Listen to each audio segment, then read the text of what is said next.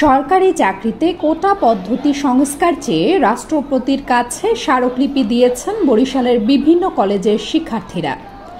রোববার সকালে Barishal BM college, Syed Hatem Ali college, Barishal মহিলা কলেজ ও পলিটেকনিক্যাল কলেজ সহ অন্যান্য বেশ কয়েকটি শিক্ষার্থীরা মিছিল বের করেন।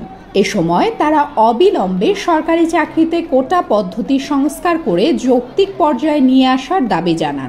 মুক্তিযোদ্ধাদের আমরা সম্মান করি, তাদের নেতৃত্বে আজকে দেশ স্বাধীনতা পেয়েছি।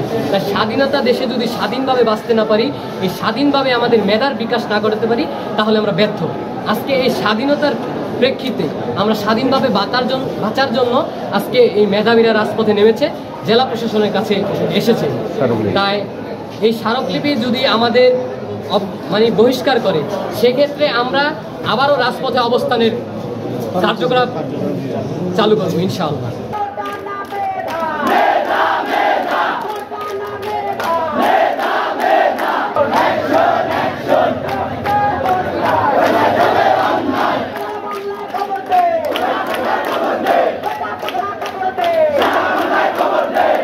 মিছিল শেষে তারা জেলা প্রশাসকের কার্যালয়ের সামনে প্রায় আধা ঘন্টা অবস্থান করেন।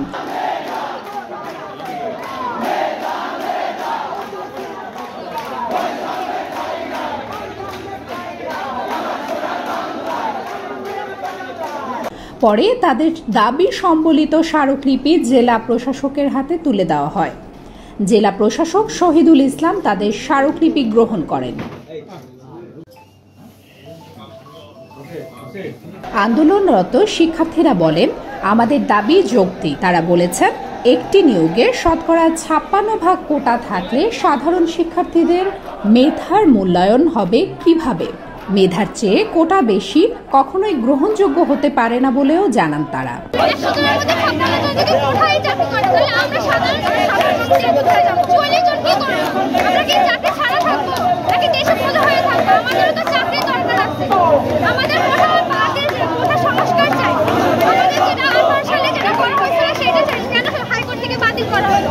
বাংলাদেশ বেসিকে আন্দোলন চলমান রয়েছে ছাত্র সমাজে।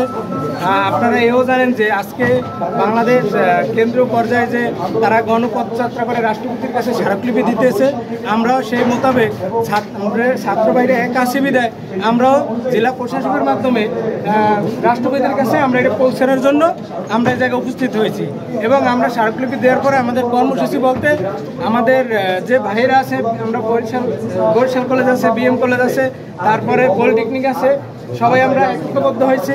তার পরবর্তীতে আমরা একত্রিত হয়ে আমরা হাতেম আলী কলেজ পরবর্তী কর্মসূচির জন্য ডাক দেবো আর কি।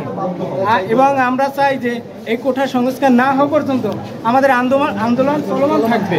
তাই যৌক্তিক দাবি আদায় না হওয়া পর্যন্ত আন্দোলন চালিয়ে যাওয়ার ঘোষণা দিয়েছেন শিক্ষার্থীরা। রুবাই জান্নাত নওরিন, মতবাদ ডিজিটাল, বরিশাল।